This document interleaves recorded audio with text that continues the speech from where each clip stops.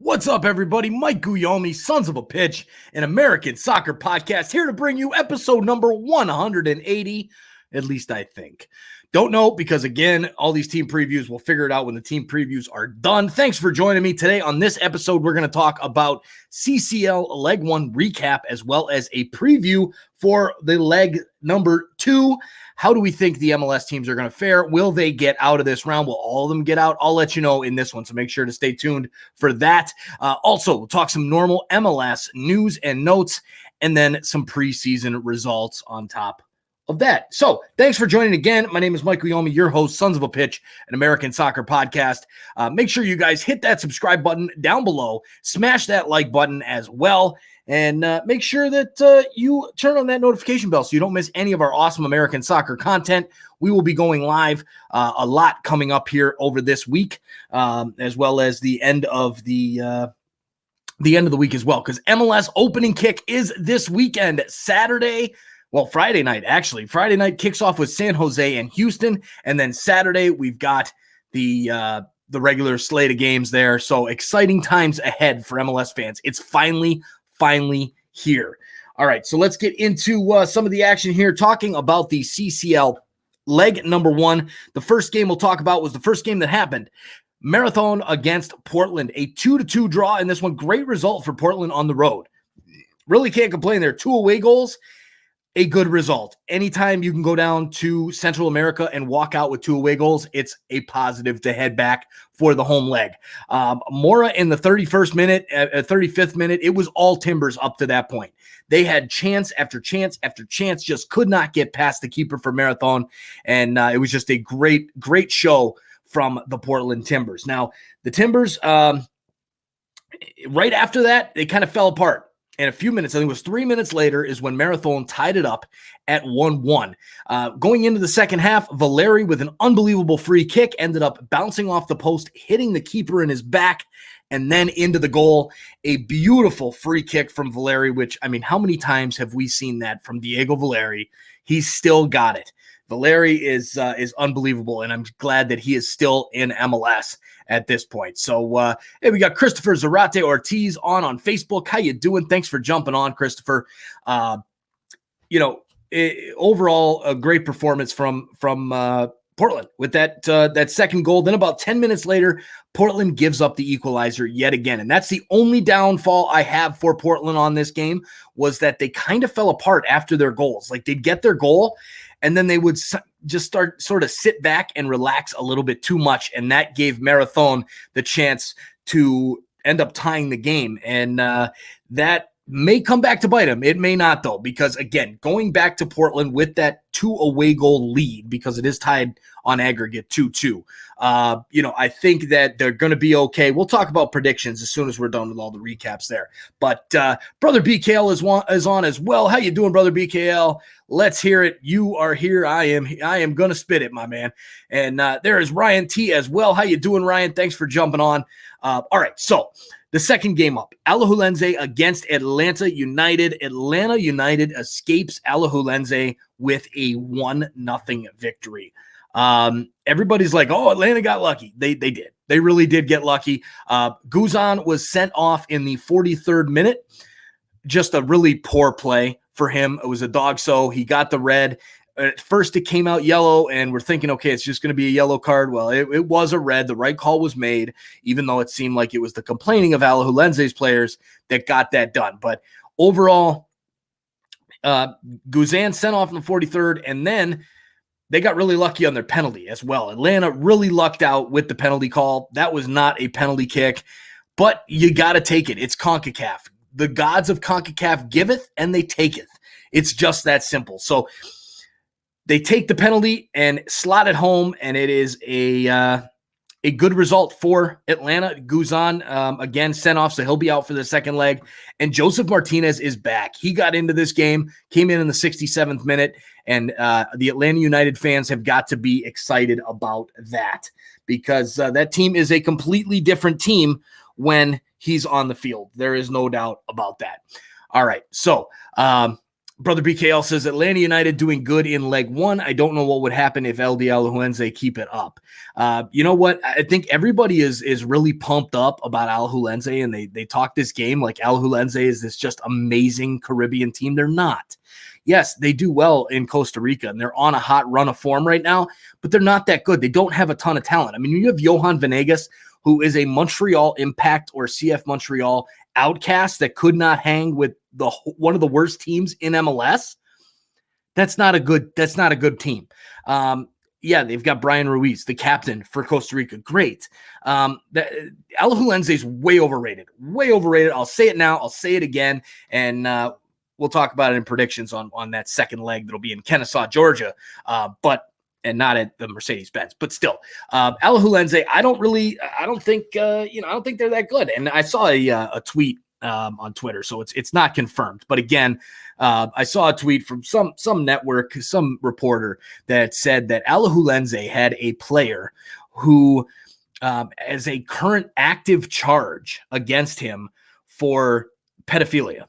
So apparently this guy's not suspended. He's not taken off the roster, nothing. And of course well, I don't know how it works in Costa Rica like it does here in the United States. You're innocent until proven guilty here in the US. But in Costa Rica, they're really taking that to the next level. Because in USA, if you have a charge of pedophilia against you, doesn't matter if you haven't had your trial yet. You're not playing for that sports team. So Alajuelense, way overrated.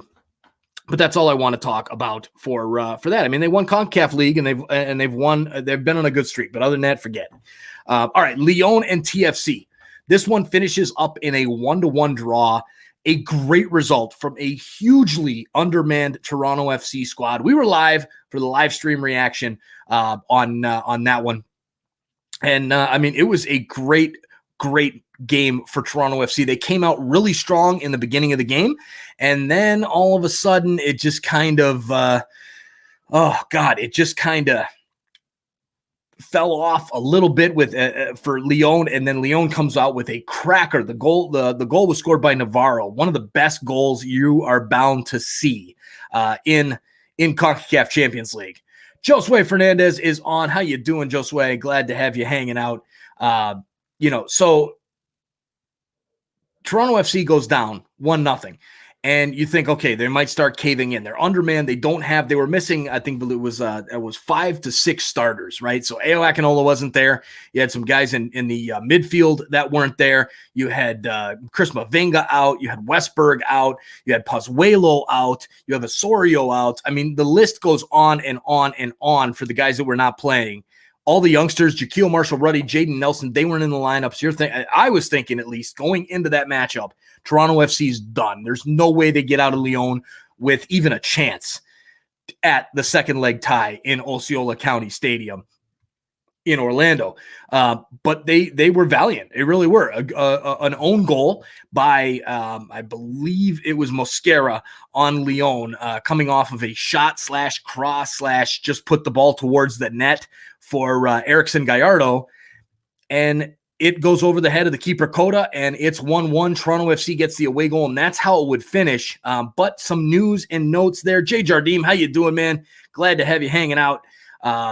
Some news and notes is Josie Altidore. Yes, Josie Altidore once again pulls up lame and grabs his hammy and requested a substitute in, I think it was the 70th minute. He came out of the game. Same thing with Erickson Gallardo as well, the goal scorer, if you want to call him that caused the own goal for TFC.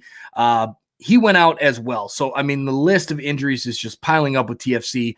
But Josie Altidore, I've said it before. I'll say it again. It is time to move on. They have to buy his contract out. No one is going to trade for him within MLS. No one is going to pay for him. You're not going to get a transfer fee. No one will even take his contract. You have to buy that man out, and I don't think MLSC is willing to do it. So I think we'll just see TFC be hurt for the next 2 years with his contract. But either way, we'll talk about that more at another point.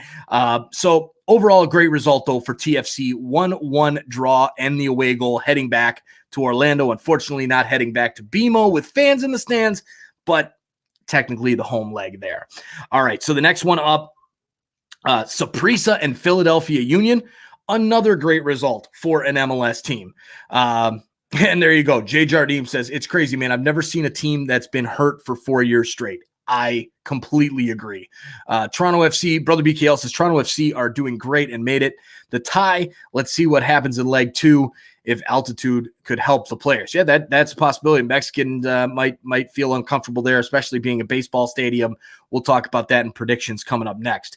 So Saprissa in Philadelphia, another great result for MLS. It was funny. We got a tweet from the infringement pod, and they had sent out, give us your predictions for all of the first legs. And I gave the MLS teams results plus a couple draws, and they said, oh wow, you're really giving a lot of hype to the MLS side. So that's a lot. You must feel kind of confident. Well, I did, and it shows that I was, and it paid off. A great result for Philadelphia, 1-0 victory away at Saprissa. And look, if this team can do this, if they can beat Saprissa, I think they're going to be okay replacing Aronson as well as Mark McKenzie. So overall, good result. The one away goal was from Shabilko in the 34th minute. There was a dust-up at the end, kind of a fight. A couple yellow cards came out, and let me tell you, that should have been a straight red card, no doubt about it, to the Saprissa player, taking out one of the Union players there on a clearance attempt. Completely dirty, studs up, came running like a maniac at him, studs up, took the legs out. Should have been a straight red, but that's CONCACAF. CONCACAF giveth and CONCACAF taketh. That's how it goes. So you just got to move on and take that 1-0 lead back to Philadelphia and go kick their ass on the field where it matters. Now, the last game of the 5 for the MLS squads, Real Esteli against Columbus. Columbus with a whopping 4-0 victory over Real Esteli. Columbus is not screwing around. This team has improved in the offseason. They are MLS Cup champions. They are one of the best teams in the Eastern Conference, if not one of the best teams in MLS. Again this season, a great offseason, and they showed it again. It's Real Esteli. This is a team they should beat, no problem, but I was expecting maybe 2-1, 3-1, not 4-0. Great one. This one's over. This tie is done. Don't even have to worry about predictions. My predictions for the next one, it's over. It doesn't matter. Zardes with 2 goals. Mensah and Pedro Santos with the other 2 goals. Santos's goal was a penalty kick. And Columbus just continues to impress. I'm excited to see what they will do in this MLS season coming up. I expect them to be right there at the top of the Eastern Conference once all is said and done, like I discussed last week. All right, so now let's get into the predictions for the second round. Not the second round, the second leg of CONCACAF Champions League action. The first game up is tomorrow night, April 13th. Atlanta hosting Alajuelense. Again, Atlanta, you leading 1-0 on the aggregate. This one's going to be played at Fifth Third Bank Stadium in Kennesaw, Georgia. So it is not going to be played at the Mercedes-Benz. But I don't think it makes a difference. My prediction in this one, I think Atlanta's going to come out even without Guzan. They have a young Argentinian kid as a backup keeper. I expect him to be fine, and I expect Atlanta to be fine. I expect them to move on through to the next round with a 2-1 victory over Alajuelense in the second leg to move on to the quarterfinals of the CCL. Next matchup up, Portland Timbers at Providence Park hosting Marathon, tied 2-2 on aggregate. Marathon will not be able to overcome that 2 away goal deficit. I see the Timbers with how good they looked during that game, especially in the beginning of that game. I expect them to come out very strong again at home, and I see them winning that matchup 2-0 at home over Marathon. That's my prediction there. So book it. There's 2 out of the first 5, out of the 5 MLS teams moving along now for Toronto FC and Lyon. This game's going to be played at Osceola Heritage Park. I called it Osceola County Stadium because that's what it was called when I lived down in Florida. But it's now called the Osceola Heritage Park. And this one, is apparently now turned into a regular soccer stadium. So it's no longer a baseball stadium like it was before. It still kind of looks like one, but it is now a soccer specific stadium. The baseball field's been covered over. This is what I've heard.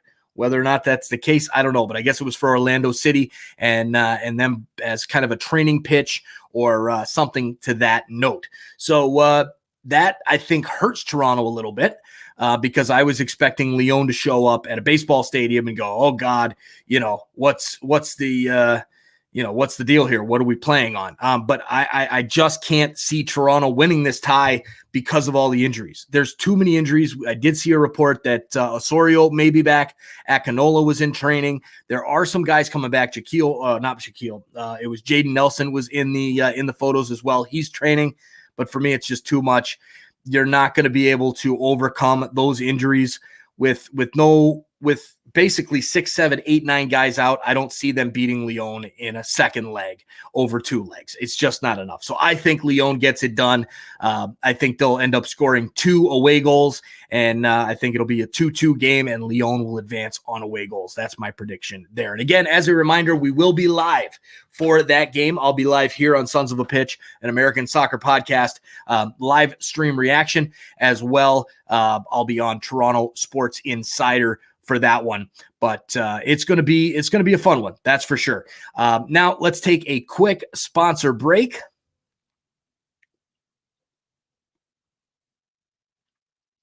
Perfect. So now you've got a question here from Ryan. He says, does CCL have extra time or go straight to PKs? In the past, they have had it go straight to penalty kicks. So I don't know if it's different for the final, but I know it just goes straight to penalty kicks, I believe, in the first few rounds. But I have to verify if that's still correct. I'm assuming they wouldn't have changed it for COVID to go back to extra time, but that's as far as I know, but I have to double check on that one. Third one, Philadelphia and Saprissa. Philadelphia at Subaru Park, their normal stadium, hosting Saprissa. Philadelphia gets it done in Philly. I think they win 2-0 and get the victory there over Saprissa. Saprissa is just not that good. Again, Costa Rica, everybody's really pumped up about Costa Rica and think that they're just amazing. I don't think they're that good. So I'm going with Philly to get it done there. Now, lastly, again, I said it earlier, Columbus Crew and Real Esteli. This one's going to be at the historic Crew Stadium on the 15th. So on Thursday night at 7 p.m. Central Standard Time. There is no doubt in my mind that Columbus will move through on this one. So that's my prediction. I'll take the easy pick, the easy route out there. So there is my predictions for the CCL second legs. And look at that. We got Raul Carrillo on. How you doing, Raul? Thanks for jumping on. And I don't know if you caught my TFC Lyon prediction there, but if not, you'll have to rewatch the episode there. No, I'm just kidding. I'll let you know. I think that Lyon gets it done over TFC. Just too many injuries for TFC right now. But thanks for joining, Raul. All right, so let's move right down the list here to some good MLS news and notes. The New York Red Bulls, apparently, this is just a report, but a report that the New York Red Bulls have acquired Frankie Amaya from FC Cincinnati. So there's no details yet because it is still just a report, but Frankie Amaya, a great pickup for the Red Bulls. I'm not going to go out on a limb and say he's going to change too much for that squad, but a good piece to have on your roster nonetheless. A young, talented kid. So good for the Red Bulls for getting that done. Frankie Amaya has not been a stranger about it. He wants out of Cincinnati, and he is apparently finally getting his wish there. So good luck to Frankie Amaya there in Cincinnati. I personally would like to see him fall flat on his face because I think anybody who kind of demands a trade from a team, I don't want to see them succeed. You are playing for a team. There are fans that that idolize you, and you are part of that team. I don't like when guys are asking for trades. That's selfish to me. You're a professional athlete. Get over it. Anyways, moving down the list, LA Galaxy sign French winger Kevin Cabral. He played for Valenciennes. 21-year-old breaking out in the second tier of the French league. So Ligue 2, I guess it would be, right? Because Ligue 1 is the first league. So Ligue 2 or duh, I don't even know how you say French. I might be from Canada, but I don't know my French. So anyways, Valenciennes, this guy, he seems to be quite the player. Has a transfer fee reported that it's a bit more than the $5 million transfer fee that was reported from some outlets. So apparently it's a little bit more than that. And that's surprising for a 21-year-old who is playing in the second division in France. That's interesting to me. But he is a PSG Academy grad or product. So just, I guess, that pedigree alone is what makes him, I guess, stand out a little bit more to be worth that $5 million. Never seen the kid play. Don't know too much about him. But again, if you're getting that kind of money from the Galaxy, you got to be doing something right. Well, I would suppose. But Greg Vanney loves the French league and players that come up through there. And apparently he's not expected to be the club's third designated player. Now, we just went through this with Inter Miami, and we'll talk about that a little bit later. But we just went through this whole type of deal with Inter Miami and what they're currently going through. And now LA Galaxy is going to get a guy with a $5 million transfer fee on TAM. How's that work? The only thing I can see is that possibly being part of the U22 initiative that MLS has now started for the teams. That's all I can really see because, again, the transfer fee is supposed to be broken into the salaries and put through that amortization schedule. So I don't understand how you can get a guy with a $5 million transfer fee and consider him not to be a DP player. So I'm not the accountant for MLS, but it looks fishy to me. And so did the Blaise Matuidi signing. And that's actually a perfect transition into this. So did the Blaise Matuidi signing from Juventus to Inter Miami. And I'm like, how did they get this guy on TAM money? It just doesn't add up. Well, same deal here with LA, but it's a little bit different because Blaise Matuidi came in the middle of the 2020 season rather than now Cabral coming in for the Galaxy on the beginning of the season. So he gets that full salary in. Now, Inter Miami, 4 designated players. Apparently they're trying to move Matias Pellegrini, the young player that came up through, I believe it was River Plate or Boca Juniors, one of the Argentinian squads down there, one of the better, the top level teams. And he comes in. They're apparently trying to move him within MLS as a trade because they've got the 4 DPs, because Blaise Matuidi is going to be a designated player. Now, it just seems a little bit fishy to me. Miami, I think they're lying through their damn teeth right now, where the owner comes out and says, oh, yeah, we knew all along that Blaise Matuidi was going to be a designated player for the 2021 season. Well, then, damn, why would you wait till a week before the season starts to say, hey, we got to move this guy now? That seems fishy to me. If they knew, they would have been trying to move Matias Pellegrini a long time before now. So I think they were trying to get away with Blaise Matuidi. I think they're just copping out with the investigation. They know they're done. They know they're going to get in trouble. But again, what are you going to do to that team? What are you going to do to them other than say, hey, you've got to make him a DP and get rid of one? What else can you do? You're not going to fine them. You're not going to dock them points. MLS will not dock Miami points. So, that's, I don't know. And then Eric Saras comes out and says, wasn't there the rumored U22 designated player spot that did not go through? So there was that U22 initiative that apparently did go through. But for some reason, Matias Pellegrini isn't under that designation. So I'm not, again, I don't know enough on that U22 rule, and there really hasn't been enough of it reported by MLS. You would think that they would put something out there like a press release or some type of article explaining how that works so that fans would understand, how their team is built, but they don't like to do that. And they've done that for a long time with TAM, GAM, not releasing the figures, on what these transfer fees are, what they're selling players for. Obviously now in the age of social media, everything gets out.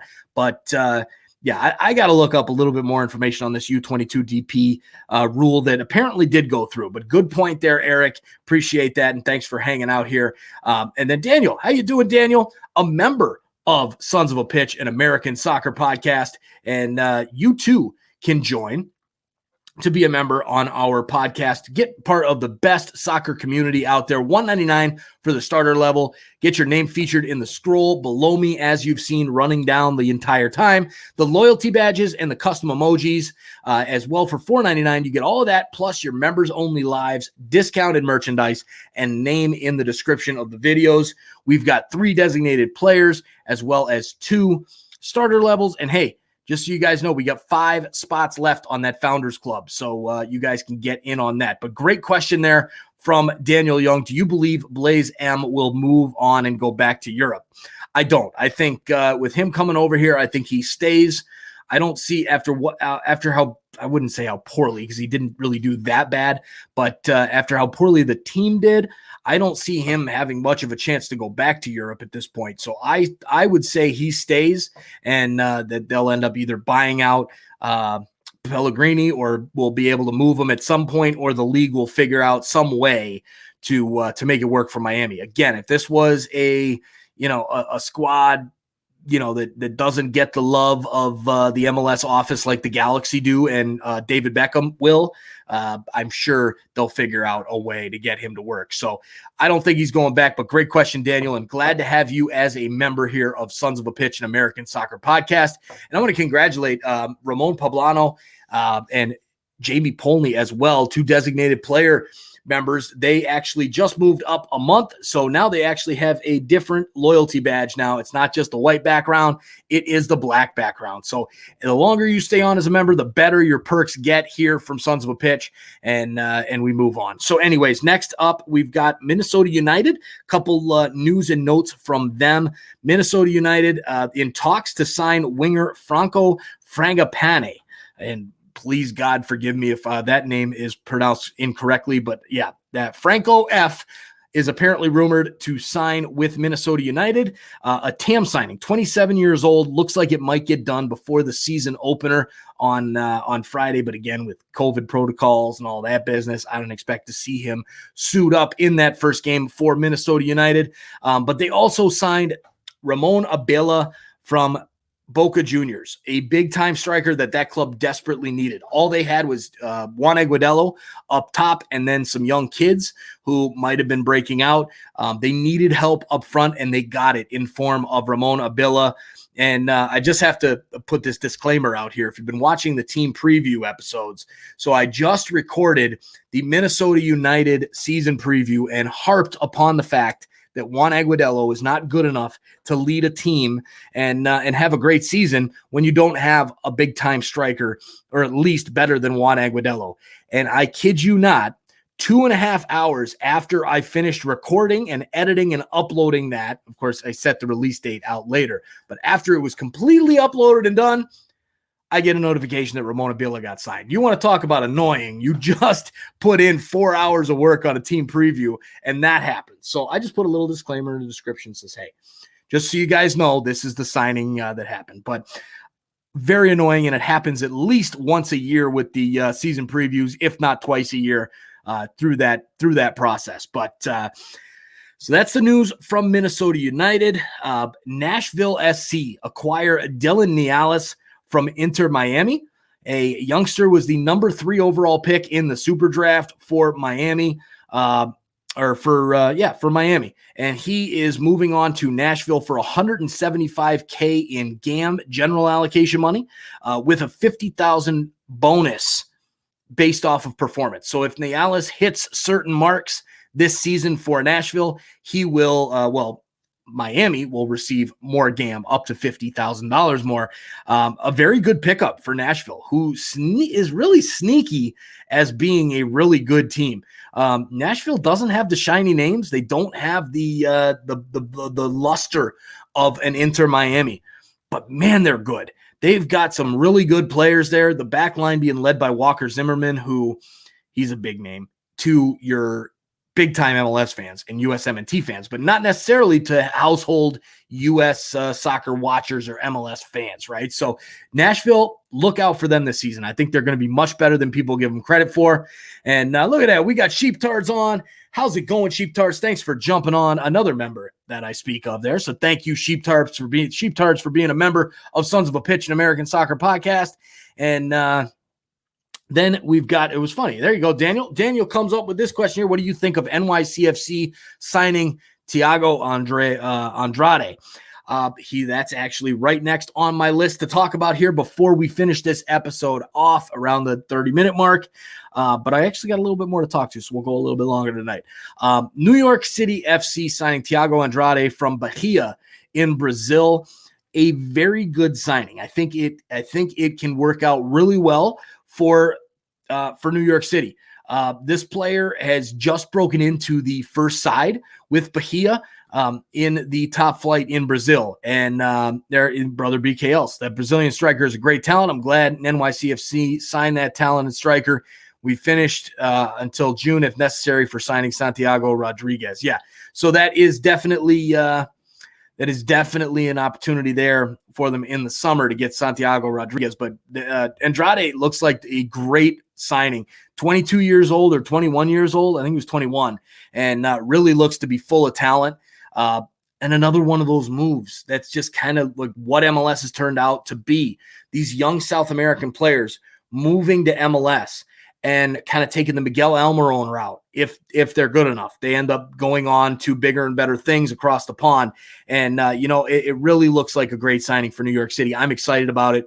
They definitely needed it. Needed some more players in, as Ronnie Dyla had said, and excited about that signing for New York City. Definitely helps them. And then again in the summer with Santi Rodriguez, possibly, that could be huge for them too. So that's the news and notes. And there's Sheeptards. I'm glad to be back. Unfortunately, my phone broke, but I finally got a new one. Oh, no, that sucks, man. That sucks. Well, glad you got that new phone. Let's talk a little bit about the preseason. And speaking of NYCFC, there is some action there for New York City. They get a 2-0 victory over Hartford Athletic of the USL Championship. They've got 2 goals from Jesus Medina. So Jesus Medina, this guy, sometimes he shows up, sometimes he doesn't. But I think he will this time. Victor Magno, how you doing? Or Magno, not sure how you say it, but hello from Brazil. I am hyped for the MLS 2021 season. Good stuff, Victor. I am hyped as well. And thank you for joining on. Hit that like button, hit that subscribe button as well.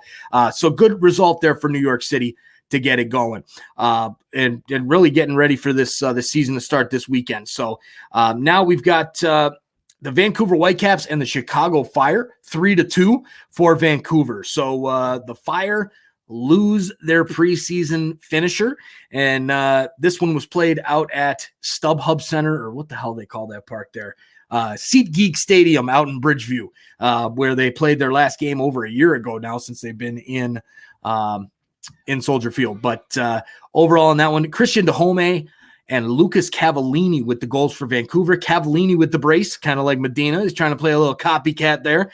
And Calvo and Baric with the goals for the Fire. Baric's came from the spot. Red Bulls and DC United 1-1. This one finished 1-1. You've got a goal for Eric Sorga for DC United, and then you've got Danny Royer from the penalty spot for the Red Bulls. Look to be kind of a mix of, backups and starters in this one for both squads. Then LAFC and the New England Revolution. LAFC tied 3-3 with the Revs. So seems like a pretty exciting game there for a preseason game. 3-3, fun stuff. New England's goals from Adam Buxa, Matt Polster, and Carlos Hill. And then you've got LAFC has Diego Rossi, Carlos Vela, and Eddie Segura. So big-time names playing in this one. You had a lot of the starters in for Mir, Palacio, Segura, Murillo, Blackman, Blessing, Atuesta, K, Rossi, Vela, and Baird for LAFC. And that is definitely that is pretty much their starting lineup, almost close to it there. New England, Turner, Jones, Kessler, Farrell, By, Polster, Maciel, Gill, Hill, Buchanan, Bow, and Buxa. Again, pretty much a starting lineup there. So an exciting 3-3 game there. So fun on that one. A couple comments here. We got Daniel Young. I thought that NYCFC and Hartford Athletic have somewhat of a rivalry. It's not quite the Hudson River Derby, but it might be close to it. Interesting. I didn't know that. Brother BKL, when I watch those Chicago Fire, those guys are difficult and different movement. Don't know what would happen on this season. I don't think it's going to be a good season for Chicago. Victor says, I was already a subscriber. I just arrived into the live. Don't know if you talked already, but what do you think about Brenner, the new Cincinnati striker? I am excited to see what he brings to MLS and to Cincinnati. I mean, this is probably the number one signing of the offseason there. So I'm really excited to see. He was apparently touted by some pretty big clubs over in Europe.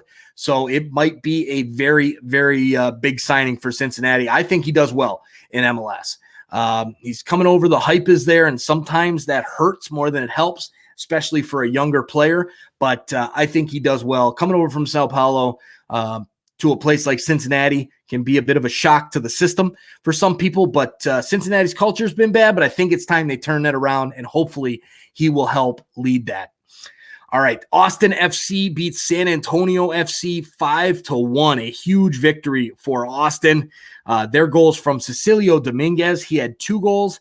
Then you've got Danny Husens, Thomas Pochettino, and Alex Ring. And then San Antonio gets their goal from a Santiago Patino, who have no idea who that is, but very strong lineup sent out by the Austin FC as well. Then Houston Dynamo and FC Dallas. FC Dallas wins 3-0, the victory of the Texas Cup. And there you have it. Goals in this one from Franco Jara, Ryan Hollingshead, and Jesus Ferreira.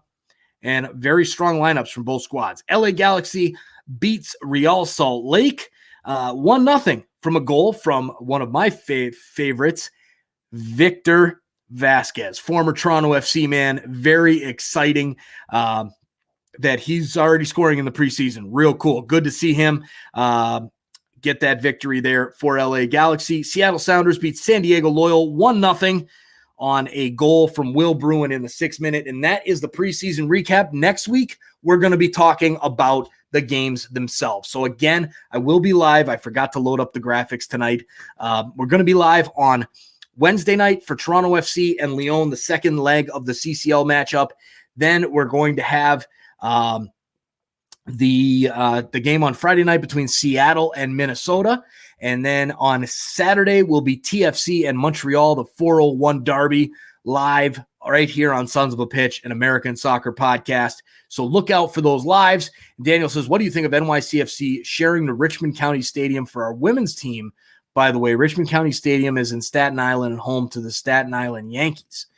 Interesting. I did not know that, and I didn't even know that NYCFC was starting up a women's team. So thanks for letting me know about that. And I'll have to look into that a little bit more. Did not know that. So there you go. And Sheeptards says, good start for my Galaxy. Yes, it was. Getting that 1-0 victory there is always good to get a win in preseason, especially towards the end. Tio Luis is on Facebook. How you doing, Tio? Glad you're hanging out here. And all right, so that pretty much does it for this episode of Sons of a Pitch, an American Soccer podcast. Thank you all for joining. Again, I'll be live on Wednesday night for TFC and Lyon. Can't wait for that. And we'll talk to y'all later. Enjoy MLS starting up. I can't believe it's here. We waited extra long this year because of the delay. Few more team previews coming your way here on YouTube over the next few days, especially I think one at 10 o'clock tonight, Vancouver releases. And then we've got more coming out on the podcast side as well. So if you haven't done so yet, download that, subscribe to the podcast on the podcast side. That helps us out immensely as well. And thank you all for joining. We'll talk to you all soon. Enjoy your soccer. MLS is back, baby. Talk to you soon, everybody.